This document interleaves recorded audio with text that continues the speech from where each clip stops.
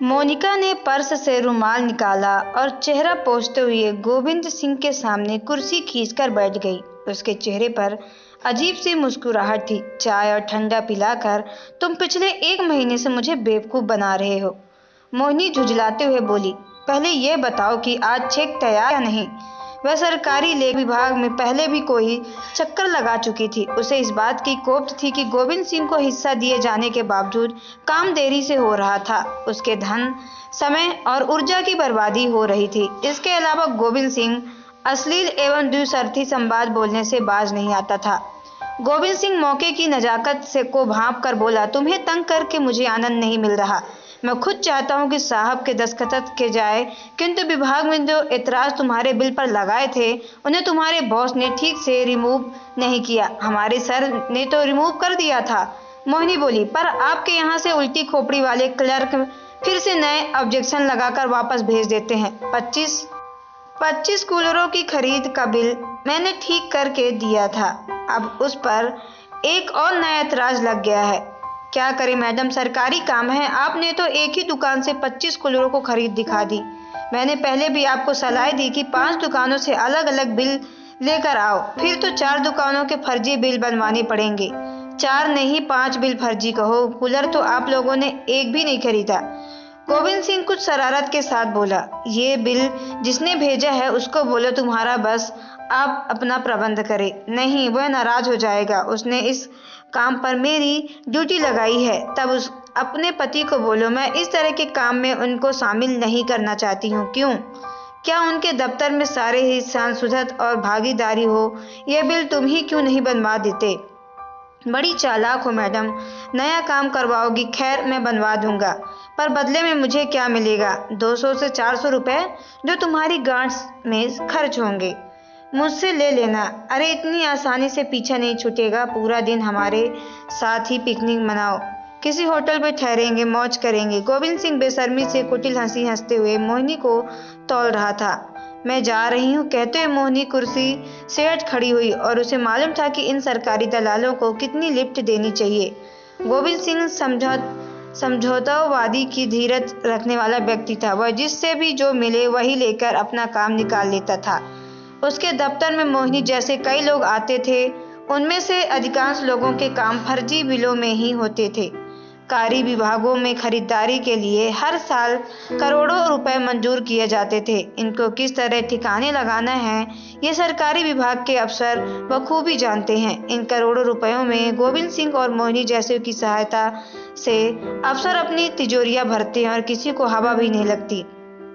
25 कूलरों को खरीदकर फर्जी बिल जुटाया गया और लेखा विभाग को भेज दिया गया। इसी तरह विभाग के लिए फर्नीचर, किताबें, गुलदस्ते, क्रॉकरी आदि के लिए खरीद की मंजूरी आई। अतः अलग अलग विभागों के इंचार्ज जमा होकर बॉस के साथ बैठक में मौजूद थे। बॉस उन्हें हिदायत दे रहे थे कि पेपर वर्क पूरा होना चाहिए ताकि कभी अचानक ऊपर से अधिकारी आकर जांच करे तो उन्हें फ्लॉप किया जा सके, और यह तभी संभव है जब आपस में एकता होगी। सारा पेपर वर्क ठीक ढंग से पूरा कराने के बाद बस मोहिनी की ड्यूटी गोविंद सिंह से चेक लेकर आने की लगाई थी। बस बॉस पूरा भरोसा था। वह पिछले कई सालों से लेखा विभाग से चेक करवा के और बनवा कर ला रही थी। गोविंद सिंह को मोहिनी से अपना तयशुदा सेवर वसूल करना था, इसलिए उसने प्रयास करके उसके पेपर वर्क में पूरी मदद की। सारे ऑब्जेक्शन दूर करके चेक बनवा दिया। चेक पर दस्तखत कराकर गोविंद सिंह ने उसे अपने पास सुरक्षित रख लिया और मोहिनी के आने की प्रतीक्षा करने लगा। अपराह 2 बजे मोहिनी ने उसके केबिन में प्रवेश किया। वह मोहिनी को देखकर हमेशा की तरह चहका और बोला, मेरी मैना आओ। उसने इस बार चाय के लिए नहीं पूछा। मोहिनी को पता था कि चेक बन गया है, अतः वह खुश थी। बैठते हुए बोली, आज चाय नहीं मंगाओगे? गोविंद सिंह आज कुछ उदास था। बोला, मेरा चाय पीने का मन नहीं है, कहो तो तुम्हारे लिए मंगा दूं। अपनी उदासी का कारण मुझे बताओगे तो मन कुछ हल्का हो जाएगा। सुना है वह बीमार है, जयप्रकाश अस्पताल में भर्ती है।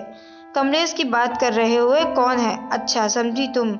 अपनी पत्नी गोविंद सिंह मौन रहा और ख्यालों में खो गया। उसकी पत्नी कमलेश उससे 3 साल पहले झगड़ा करके घर से चली गई थी। बाद में भी वह खुद ना तो गोविंद सिंह के पास आई और ना ही वह उसे लेने गया था। उन दोनों के कोई बच्चा भी नहीं था। दोनों के बीच झगड़े का कारण खुद गोविंद सिंह था।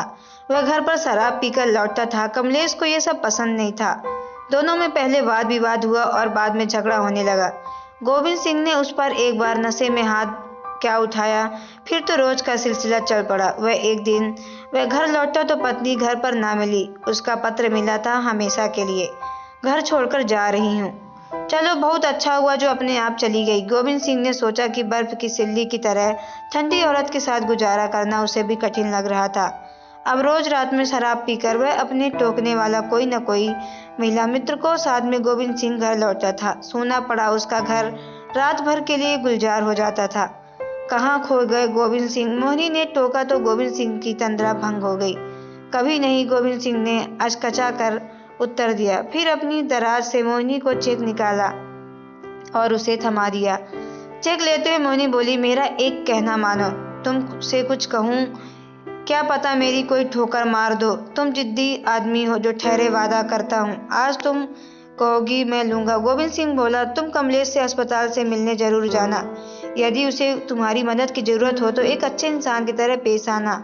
उसे मेरी मदद की जरूरत नहीं है। मायूस गोविंद सिंह बोला, यदि ऐसा हो तो वह मुझसे मिलने कभी न कभी जरूर आती। वह एक बार गुस्से में जो गई तो कभी नहीं लौटी, ना ही कभी फोन किया। तुम अपनी शर्तों पर प्रेम करना चाहते हो। प्रेम और शर्त जिद नहीं चलती। प्रेम चाहता है समर्पण और त्याग। तो दोस्तों, आपको ये स्टोरी कैसी लगी कमेंट बॉक्स में जरूर बताइए। अगर आप हमारे चैनल पर नए तो चैनल को सब्सक्राइब करके बेल आइकन को प्रेस कर ले ताकि आने वाली सभी वीडियो का नोटिफिकेशन आपको मोबाइल पर सबसे पहले पहुंचे, क्योंकि मैं ऐसे ही वीडियो आप लोगों तक लाती रहती हूँ। तो चलिए मिलते हैं नेक्स्ट वीडियो पे। ओके बाय, टेक केयर, धन्यवाद।